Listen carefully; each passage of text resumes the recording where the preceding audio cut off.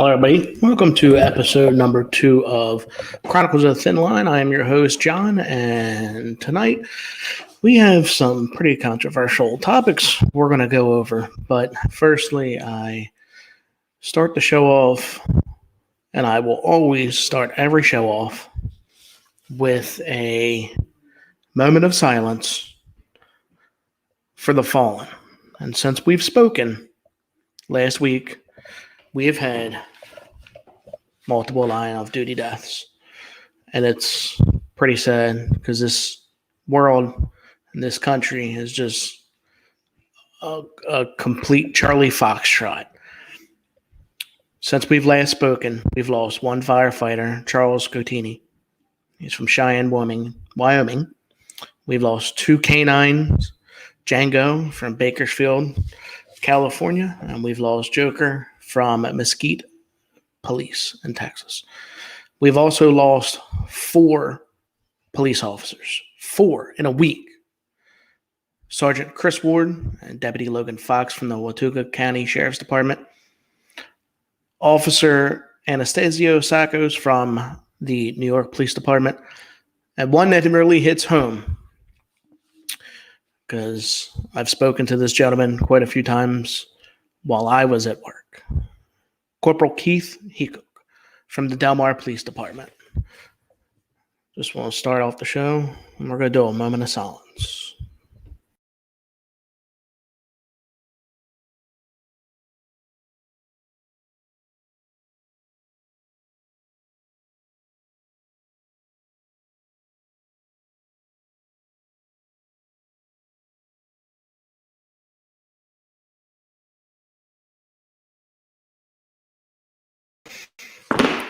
Alrighty, thank you.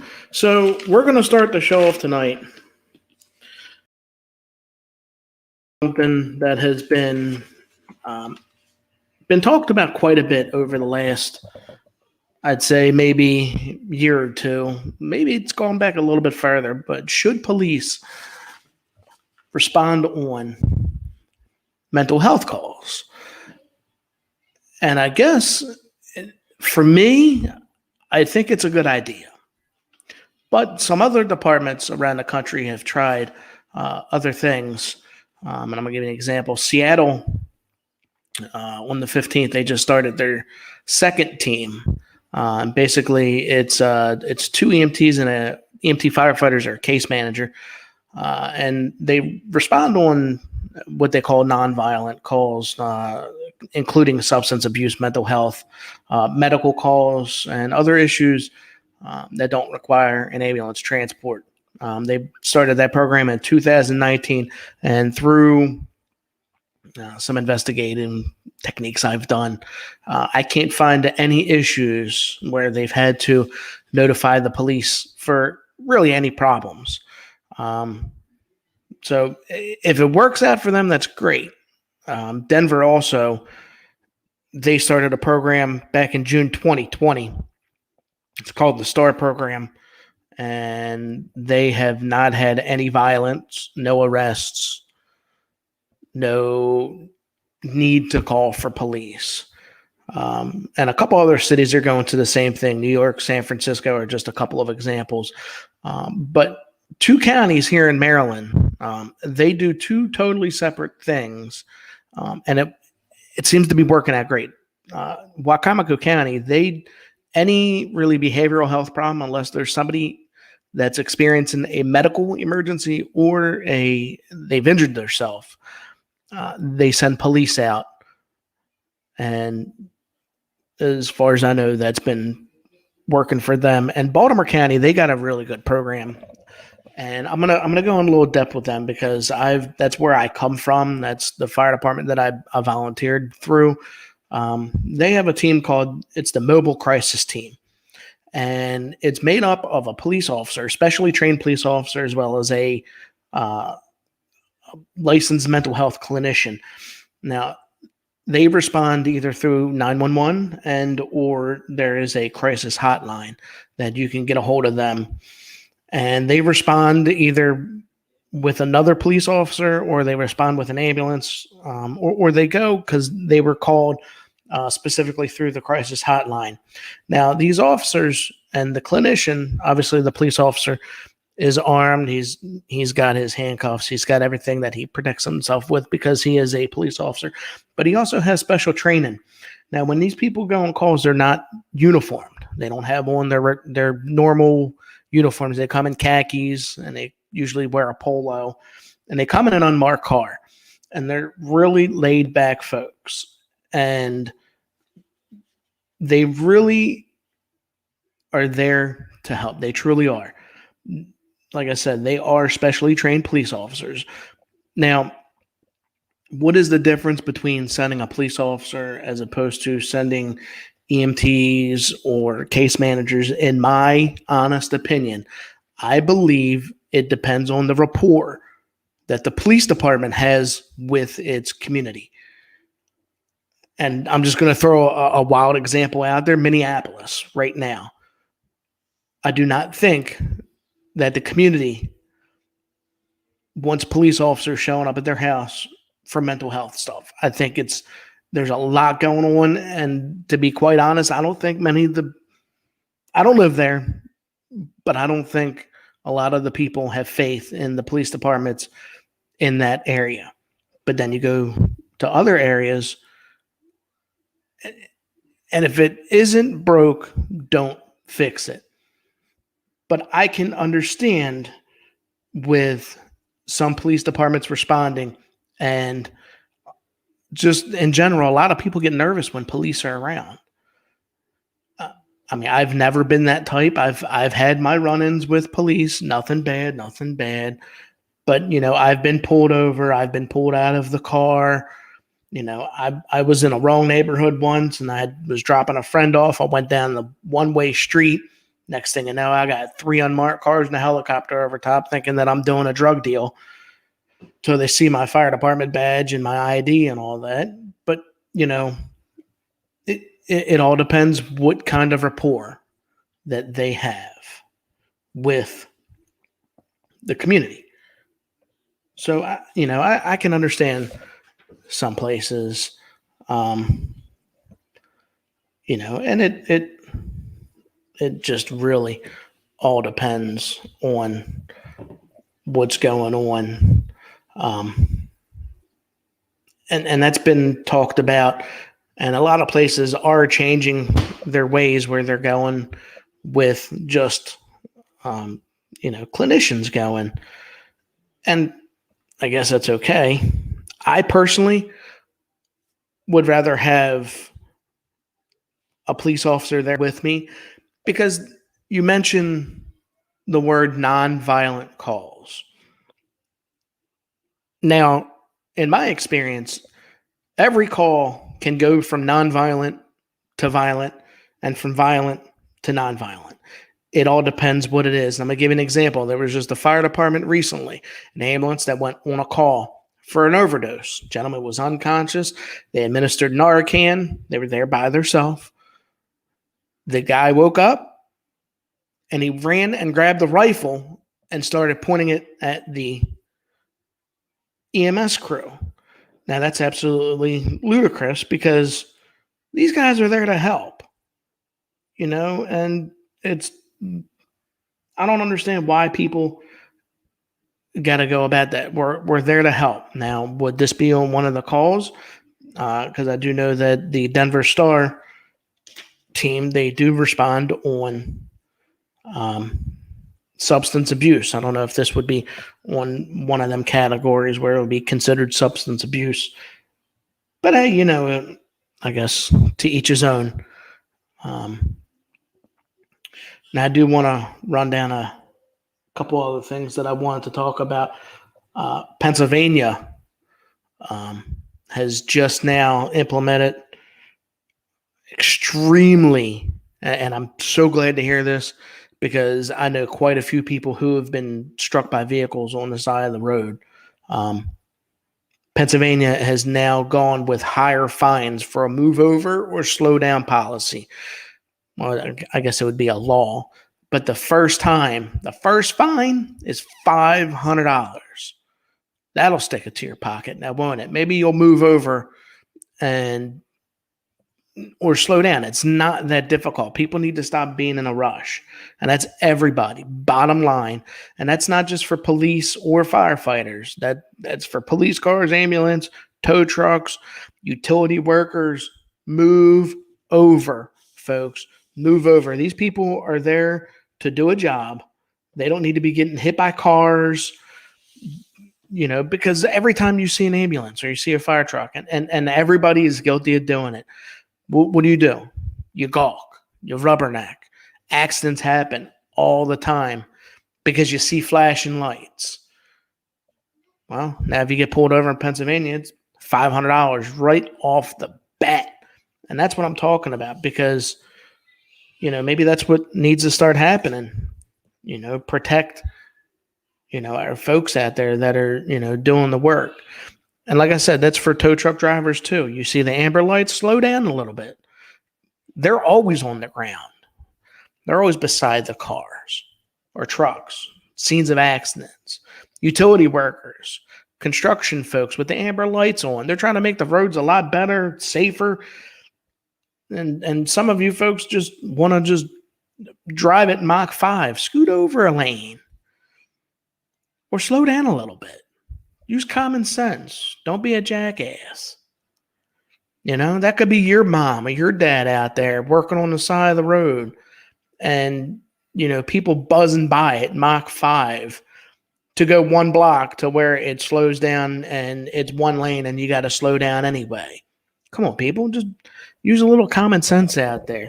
These people out here trying to help out everybody, and but it's good that they're cracking down on a lot of this stuff and posing bigger fines.